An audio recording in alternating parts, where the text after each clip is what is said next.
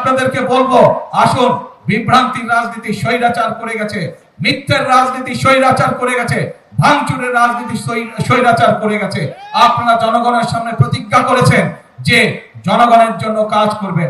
আপনারা জনগণের সামনে প্রতিজ্ঞা করেছেন যে আপনারা দেশ গঠনের জন্য কাজ করবেন। কাজেই সেই সব বিভ্রান্ত রাজনীতি বাদ দেন, সেই সব হঠকারিতার রাজনীতি বাদ দেন।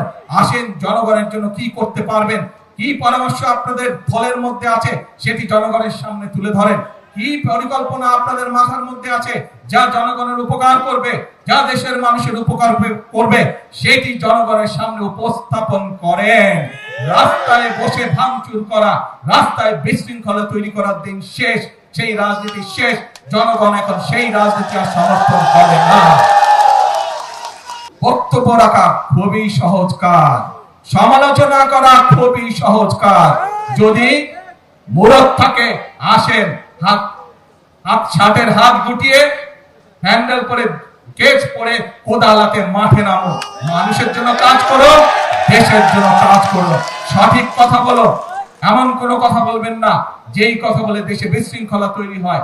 এমন কোনো কাজ করবেন না যেই কথা বললে বিশৃঙ্খলা তৈরি হয় রাজপথে। কারণ স্বৈরাচার বসে আছে।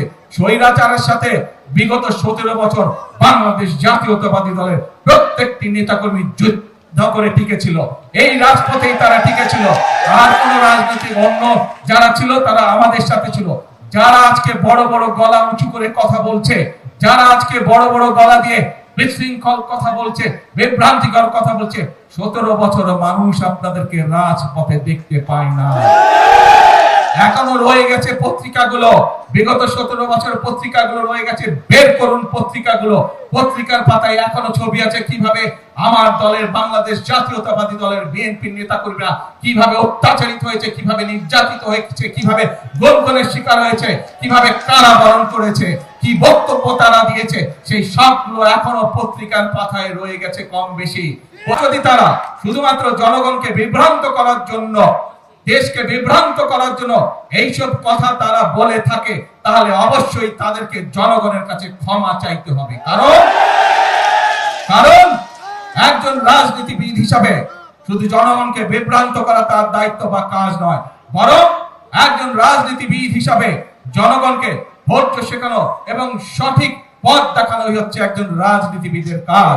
সেই জন্য তাদের প্রতি আমি চ্যালেঞ্জ ছুড়ে দিলাম, যেই বিদ্যুতের সমস্যা রয়েছে, যেই গ্যাসের সমস্যা রয়েছে, সেইটি সমাধানের জন্য তারা যদি সরকার থেকে ভালো কোনো পরিকল্পনা নিয়ে আসতে পারে, যে পরিকল্পনা আগামী 3 মাসের মধ্যে, বাদ দেন 3 মাস, আরো 3 মাস আমি তাদেরকে দিলাম, যদি 6 মাসের মধ্যে তারা সমস্যার সমাধান করতে পারে, তাহলে তাদের প্রত্যেকটি পরিকল্পনা আমরা বাস্তবায়ন করব।